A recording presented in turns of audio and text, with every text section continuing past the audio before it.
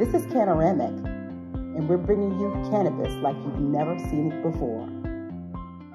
Today, we are so delighted to have Frank, the legend, Shamrock, in the building, talking to us about cannabis, his experience with cannabis in the cage fighting business, what he's been doing since then, just overall his perspective.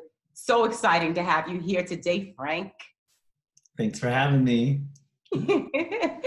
Well, I would love to be able to share with everyone your background. You've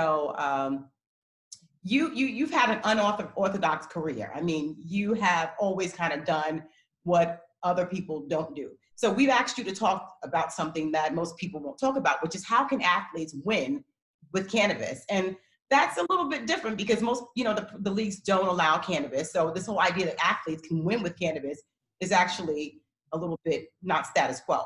So you've always defied the odds, right? You always do what other people won't do. So why don't you tell us a bit about your background, your career, all the things that you've done, just to kind of give people some perspective on the whole Frank Shamrock.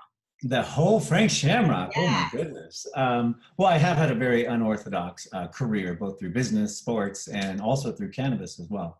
I was a ward of the state by the time I was 11 years old. And I went to prison when I was 17 years old. And I got out when I was 21 years old, at which point I became a professional martial artist. And for the next 16 years, I studied the sport of mixed martial arts, and I promoted it because it had saved my life as this extremely valuable social sport that I thought would help change the world. That led me to becoming a sports broadcaster and a league champion, eventually a league owner. Propelled me in the upper echelon of entrepreneurism, moving around billions of dollars, my high school education. And then I was blessed to sell my league and retire. And it was in my retirement that I really started understanding the damage I'd done to myself and the amount of recovery and the amount of pain management that I needed at that stage in my life, even though for my entire career, I was constantly managing pain and I was constantly trying to upkeep a broken spine, basically. When I was 16, they told me I had a spondy in my lower spine and I was going to have pain for the rest of my life. So the doctors gave me this kind of pep talk on, you got to be very careful with the drugs out there because everything out there to manage this type of pain is addictive. So when I was 16 and I was a young man, I knew I was going to be champion of the world. Some doctor told me this. And I was like, well, okay, I'll just keep an eye on that thing. Well, fast forward 20 years, I was a world champion and I was still using cannabis every day, morning, noon, and night, because I found it to be a much better medicine for pain, anxiety, discomfort, increasing my appetite. And it's only in the past, 7 or 8 years where it's become legal in California that I've felt the courage to use my ability as a spokesman and a broadcaster to really tell my story about it and to talk about what it's done for me. And as I understand the science even more, now I realize I'm a lot sharper than a lot of my colleagues because I consumed, cannabis oils. I understood the neuroprotectant properties of it as well as the physical ones. So I feel like I had a huge advantage. And additionally, I was in an emerging sport where the rules weren't that clamped down yet. Right. So I only had to stop for those 2 weeks and make sure I didn't have a bad test. Right. It was the lifestyle. It's what you did to survive, an emerging career in cage fighting. There was no rules back then. There was no regulations, and there was really one test, and then everything else was get in there and survive. So you're actually referring to the fact that you're much sharper than a lot of people in other sports who have not had the benefit of using cannabis throughout their career. So Absolutely. You can. I mean, I'm listening to you talk. You're very sharp. I mean, yeah. A lot of athletes who they've had all kind of injuries to their brain, and you can tell there's a little bit of latency. Yeah, because the whole frontal cortex is the one that gets attacked, with damage and impact and concussive stuff. And once I understood that you couldn't do that to your head, I created a style that wouldn't get me damaged, and then I found medicine that would protect me in my sport. And that's why I speak at all these sporting events, because it's like football, out of every sport, or boxing, out of any sport, they should have tons of this. This should be, part of the medical program if you're going to go in the sport, part of the recovery, part of the system. Well, we've got somewhere to go, some way to go with regard to that. Let's talk about how your primary line of work, cage fighting. It's a very brutal. I mean, I don't even understand. How do you say I want to cage fight? Like, I don't even understand how does that. Yeah, I want to do that. Okay, but I mean, I guess it's for you, and you've done so well in it. But it's actually very brutal. So the preparation to the actual fighting, it can take a toll on you mentally and physically. I mean, I can't imagine how to get my mind right and physically in shape. So tell us about the physical and mental experience before a fight and during the fight and the recovery afterwards. You kind of put together a really strong protocol regimen. Talk to us about that. Yeah, you really have to. You have to approach it as a scientific, application, and it's so hard. It's such a physical sport. We're in the same caliber as Olympic athletes, but we're doing this to each other. So we're able to create an enormous amount of damage to one another. And what that does is you walk away from each day, you're damaged, you're in pain, you're in discomfort. And for me, I had a consistent pain that just lasted for 30 years because of my back. So, when you're trying to relax, when you're trying to have dinner, and when you're trying to wind down, and you're just in this horrible pain, that's where, the pills start. That's where the Vicodins normally start, because they get away from the pain, but you still have the physical problems. And once I realized that I was able to, ease the pain with cannabis, it became my just general medicine. What most people don't understand is, I'm training 5 hours a day. So there's no time for anything else. There's no time to even prepare my meals. But if I can't consume the meal because I'm in such pain, then my machine just starts to slowly erode and fall behind. And that's one of the things you have to, keep your eye on as a professional athlete. So it just became, I turned my body into a machine. That's how I look at everything. And then this became a tool. Cannabis was a tool. I couldn't sleep well without some relaxant. And that relaxant was Ambien or some other addictive pill, or it was cannabis. And I was able to find, edibles, they made me sleep really good. And oils made me sleep really good. They helped my anxiety. And through trial and error, and that's where people are now, because it's not legal still. Right. People are just figuring out, hey, this fits in my body. Now let's figure out what my right dose is, what the right strain, what the right mix is for me. So you said that you would train 5 hours. So before fight, and you fight maybe how often? Once a month, or? Oh, for me, 2 fights a year was the sweet spot. Okay, so you'd be training regularly every day for 5 hours, keeping yourself conditioned. And then if you were going to be having a fight, you would actually training, you would have to fight to train too, because you'd have to fight other people, right? So that's, taking a toll on your body. So throughout that process, you were using cannabis throughout your entire career, from the time that you said the hippie doctor told you about cannabis. So you used it your entire career. Entire career. Right. And so what was your regimen, right? You train with it, you use it afterwards. Tell us a little bit about how it worked in your day. Sure. Well, for me, first thing in the morning was a big one, because I'd wake up with a lot of pain.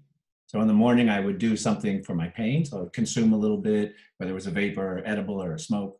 And I would start my day by meditation, relaxation, and consuming this medicine to kind of get me up again. So I wasn't in all this pain. And then that midday training session, I would usually consume some before that midday, because the midday was a big creative and a really hard one. And that would kind of open up my mind and make me very relaxed and comfortable. And in the evening, I would consume, I like the purpley OGs, the skunky edible indicas, because they would make my body pain all go away. And they make me sleepy and hungry. And so it was like a morning, kind of noon and night. I also trained 3 times a day. Mm-hmm. So everything was warm up, train, eat, relax, sleep, warm up, train, eat. And cannabis was just in there before all of the training sessions at a small amount. And then after the training sessions for pain management, relaxation. And I would fall asleep. Like a lot of times I'd have just a, puffer, take a huge nap after a protein shake. But I'd wake up and I would feel like I slept for 8 hours. I never trained once that day. And it would just be like my whole body was recharged. And I'd see my friends who took the pill. And they'd be like, and they wouldn't feel good. And they would, they just didn't have the same virality. Yeah, Yes. it was like there was something on top, but it wasn't. And Mm. so I would watch it and I was like, nope, that's not working. And then, I just kept rising and I would see my mentors actually, getting stagnant because of the usage and the addictions and the distractions and, all the Right. other things. And then, but to their point, they're, 10 years older. So they're all 50s going, no, that's a drug. That's bad. It's going to make you crazy. They had a different education than I did growing up in California. So they have a different view of it. But Right.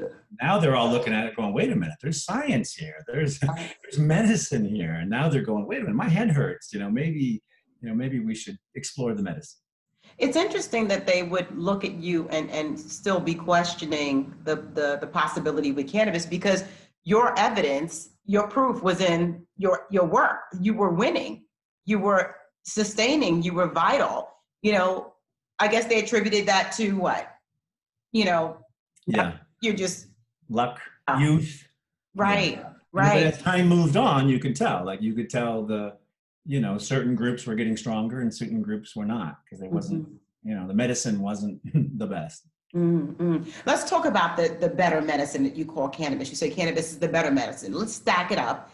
Two treatments side by side: cannabis versus pharmaceuticals. So describe, the pharmaceutical side and the side effects, the efficacy, etc. And then let's stack it up with cannabis. So a friend of yours, your colleagues, they're using pharmaceuticals. What are those pharmaceuticals that they're using? Well, most of them, I mean, we're old now, so it's all pain management and hips broken, and so they're Vicodin, they're general painkillers. Okay. And are they also using things for sleep and things like that? Yeah, and that's the problem. Is we got a sleeping pill, we got a pain pill, we got an energy pill, and all synthetic. And they're all being processed by the body, and they're all covering. They feel good, but they're just covering up the problem. They're not really fixing the problem. And the difference with cannabis is your body accepts cannabis. There's literal slots in your endocannabinoid system where this goes right in there, and it functions as if it's supposed to be connected. And the difference is that vitality. Your body goes, oh, okay, this feels good, and it's okay, and your body begins to heal itself. The other side, your body doesn't know how to heal itself. It just stops the pain. Right. Good, but you're not healing. Right. Problem is you can't sustain that for any length of time. And that's what I realized. I was like, wow, they're not really getting better. They just don't feel the pain right now. Mm-hmm. So the pharmaceuticals would mask the pain. Yes. They would essentially interrupt a signal about pain, but they weren't actually getting to the root of the problem, where you say cannabis, because of the receptors that we have in our natural endocannabinoid system, it knows where to go. It actually fits, whereas the pharmaceuticals don't fit. It's sort of like they're ramming themselves into the system. So for sleep, they would use Ambien, something like that. Yeah. Okay, let's talk about Ambien for sleep versus cannabis for sleep. Yeah, well, the problem with Ambien is it's a heavy synthetic, basically it's a thump on your brain. But it puts you into weird sleep states. It puts you into weird consciousness. That's why if you drink wine after, sometimes you wander off and do weird things. It basically puts your brain into a different sleep state. And so while you're sleeping, you're not really sleeping where you're supposed to be sleeping, in a place of healing, in a place of REM, in a place of circulatory. You're just kind of dead. The difference with cannabis is your body, it fits natural. Your body gets sleepy, your body gets fatigued, your body gets woozy, and it falls asleep. But when you wake up, there's just the difference of feeling. You don't feel like you had a chemical in your body.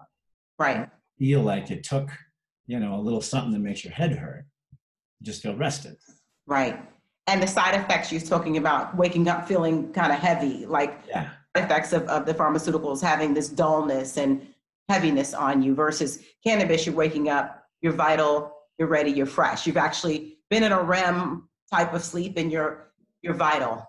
Yeah, and that's what I noticed is the more I did it, the more I trained, the more I developed and understood, the less my colleagues were progressing, because they were having these big injuries and these big pains and then addictions, and they're having all these problems because they were trying to deal with the pain with this type of medicine. So it was leading down these paths, all these other sub issues.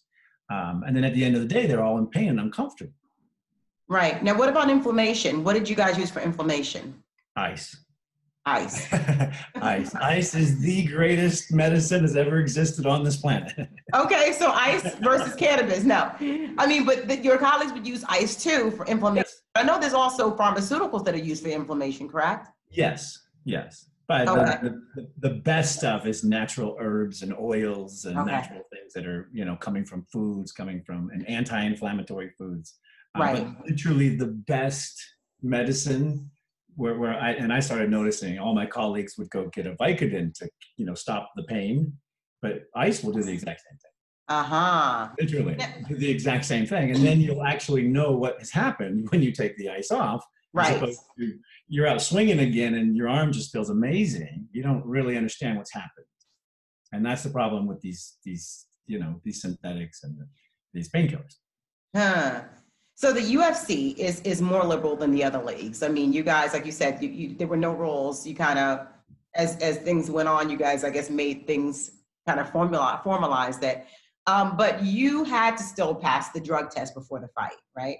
So tell us about how you managed that whole thing. A brutal and uncomfortable process, because to me, it was just a natural medicine. I needed it. It was super important to my training regimen schedule, my back pain. So I got it down to a pretty good science. And that was 3 weeks before the competition match. I would just start loading up in water and I would stop all cannabis usage. I'd replace it with teas and sage teas and like different type of natural teas and stuff because it helped calm my body. But other than that, I would just stop cold turkey. And then I would do the test and I'd beat someone up, do the test. And the minute it was over, I'd go right back to consuming the medicine. I have it all lined up for after the match. So I didn't feel uncomfortable and I wasn't all beat up. Yeah, to me, it was just a medicine. So it was like regimented. And then I got the science down to almost 2 weeks where I could just be uncomfortable for 2 weeks. And then I'd be able to go right back and do it. Right. And luckily there was only one test for us. You fought, you tested, and then it was over. So that was back in. Okay, and is that still the case or no? You have to. Now it's different. If you're under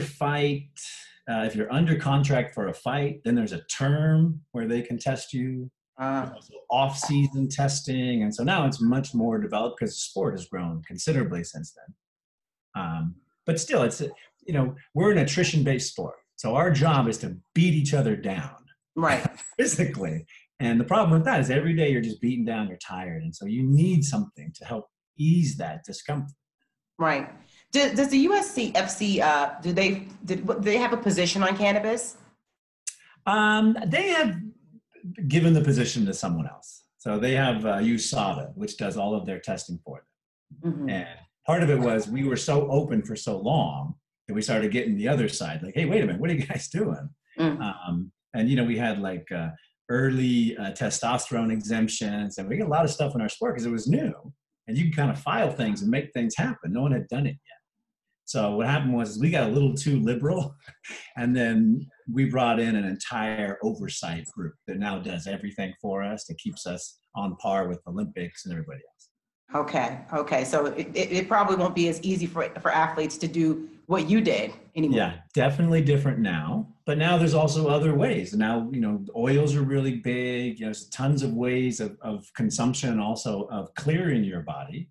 If you understand the science and you have very low body fat, because this is it hides in fat, right? So when you're a fighter and you get 3% fat, there's just so little for it to maintain. So you can find a regimen, but again, it's a challenge. It's a challenge for every sport because like the NFL, it's a zero, policy. Many of these sports, it's a lifetime ban. Like there's a lot of, different countries. Like there's so many different, like even the Olympic Committee. If you pass, if you get past a certain point with the Olympic Committee, I mean, you're out. You're just done. And you're no longer on the Olympic team.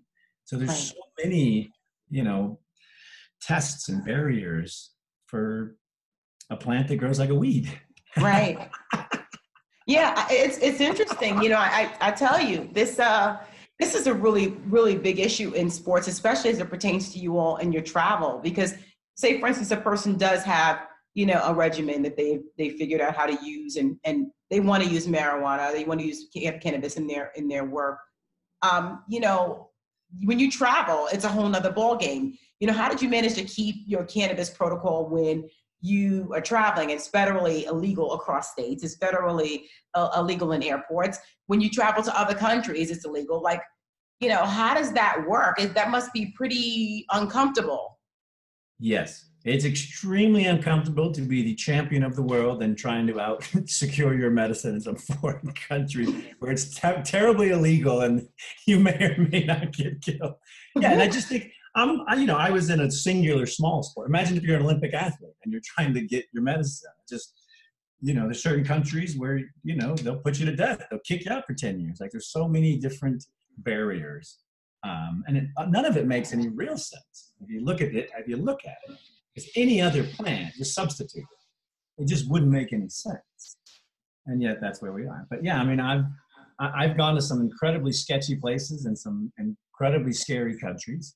And I've been, and it's scary. Like I'm an international drug smuggler by accident. Right. I'm not going to go without my medicine. I know I won't perform at the highest level, and I'm not going to take some other stuff that makes no sense. Right. So you're risking your career, your reputation, to be able to have the medicine that is going to keep you vital. And for you, it's not even like, again, the whole idea we like to try to express to people, this is not about recreational use, right? Because if it was just for recreation, you can go without it. This is about you're performing at a high level, right? And your work is brutal. You need proper medicine, right? And when you can't have that, you can't perform. So it's really a problem. I was just a couple of weeks ago, D'Angelo Russell was caught in the airport. He's an NBA player, I think, for the Nets. And he had, a small amount of marijuana on him. Thankfully, he only was cited. I don't think he received any huge penalty. But now the league, of course, is looking at him, and I'm sure he could potentially be penalized by the league. The people in the media, his fans are looking at him. And what do they say? This guy is he's on drugs, right? No one gets this whole thing that you're saying. That's what we're here for. We're trying to help people get it, right? So I heard 80% or so of players in the NBA are using cannabis. NHL, people are using cannabis. What's the possibility for the future? Because, we want people to be able to succeed, and we want to kind of help them to get a framework for how they can do this in their regular lives. But we have the frustration of the federal ban. What about when people are in states where they can use it? How do they create a program, that they can use for their athletics, even if they're not pro athletes? Well, I look at it as a lifestyle enhancement. There's a reason this plan is here. It wasn't an accident. There's a reason it fits in our system. It's not an accident. It's been with us for thousands and thousands of years. So if you look at it like that, it just changes the entire dynamic, because now this is a blessing that grows on our earth. It costs nothing. It's so easy to grow. And it will enhance everything in your lifestyle. All you got to do is change your mindset to it. I don't have any issues with all the other stuff because I grew up with this plan. And to me, it was explained like, oh, the other stuff is not that good. You should try this. And I experimented for 30 years. I can sit down with every medicine and go, well, I'll tell you the side effects and I'll tell you how this one's different. But I spent 30 years trying. And most people are afraid to try. They're afraid to get stigmatized. They're afraid to go out and say, hey, let me try that. Or let's have the conversation about it. Most doctors I talk to have never had the conversation with their patients because they don't know enough about it. They're doctors. And they're like, what do you use? I use cannabis. Oh, that's great. And that's the end of the conversation because the doctor doesn't know what to say. And so that's it. It's not great. How is that working? Where are we at on that? What's the development? There's no more.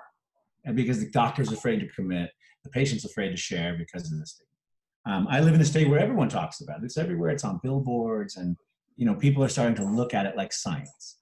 And that's what we need to get to, is what's happening with the science of it. And if we can get to the science of it and not this other junk, then I think we'll quickly move past the legal issues and all these other issues. Because what we're seeing with all these studies, what we're seeing in Israel is the science is working. And we're getting real results back. And I believe as long as money flows into that, and as long as there's revenue opportunities, this thing will just keep growing.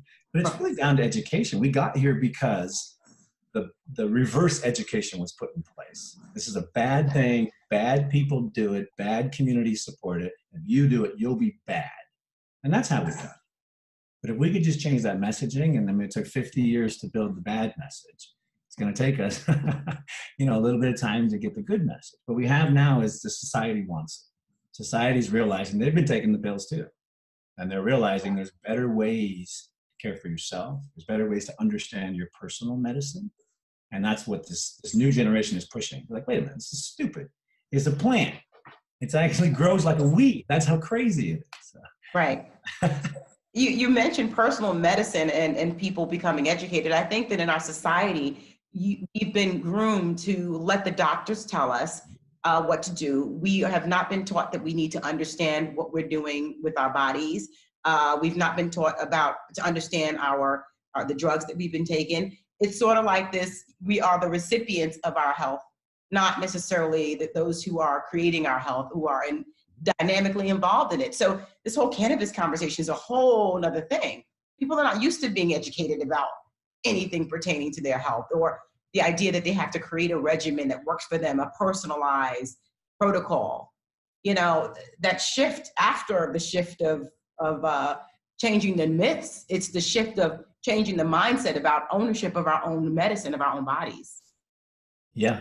Well, that's the most amazing thing is we've allowed a plant to become legalized, and it's actually good for us. Mm-hmm.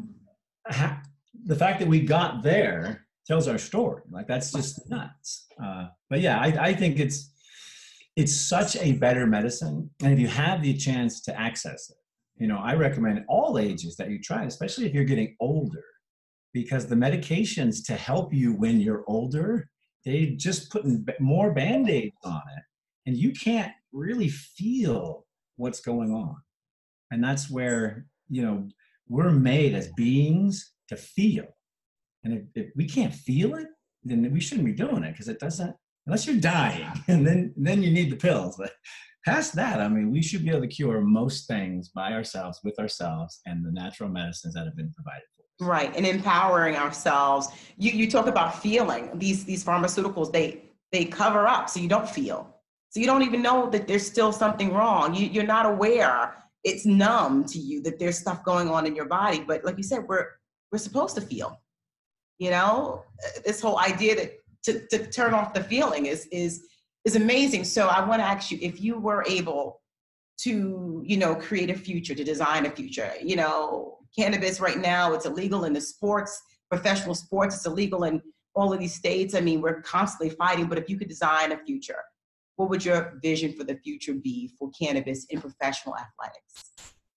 Oh man, I would love to get the science in front of the world so they can understand. And then I would love to, there's emerging science about mixing cannabis with activities, physical and working out, and that flow, that mind-body connection.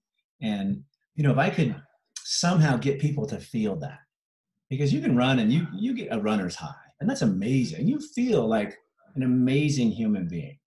But it also takes 30 minutes and a bunch of a lot of work to get into that state, to get to that place. Some people aren't even shape enough for their bodies to get to that place so they can get high, so they can experience that euphoric rush. But you know what? I could consume a couple of grams of cannabis, and within 5 minutes of exercising, I would feel that exact same thing. And just that ability to feel its impact on your body and how it makes you feel. There's a reason why people get high. There's a reason why this medicine works for some people. And I would just implore people to explore it. And if I had my way, there would be no law. This would be something we'd be growing everywhere. Because look at the other side, just the hemp side of it. Just the fibers in the hemp used to be every rope in existence, the constitutions, the Bibles, like everything came from hemp because it's such a good fiber. Like, it's such a valuable plant fiber. And we're cutting down trees and we're destroying the world. And there's a plant called hemp that's a better fiber than trees. And yet we're killing trees. And it just makes no sense to me. It makes no sense that we've criminalized this plant. There's a lot of social awareness that's happening with cannabis. And if I had $1 billion, I'd spread this information everywhere, and I'd get the facts in front of people. Because we've been given bad facts, and we've made opinions and decisions on those facts. We made laws on those facts, but those facts were fuzzy. When the science comes out, like I was saying, in 5 years, when all this science comes out, we're gonna be like, oh man, dang, they were right. We've got a little bit of ways to get there, but you know, people like you, living testimonies of what's possible, of what it takes to live and operate at a high level, and being able to, like you said, synergize this idea of cannabis with your sports, you know, cannabis with your daily life. You know, cannabis is a way to maintain homeostasis when you're working a high level, high stress jobs. You know, cannabis is a way to keep yourself in a balance when you need to sleep or when you're traveling, and you know, this part, like you said, it's part of our lifestyle. It is. We can just get to the point where we are able to understand that and get that. It's going to be a wonderful, wonderful world, and hopefully less violence and less plastics and all kind of other things like that, because hemp can actually be used for everything that plastic is. You know, plastic, anything that can be made with plastic can be made from hemp. So that, I mean, we're talking about a wonder plant. And it's so exciting to see you out here doing this work. We are going to spread this everywhere.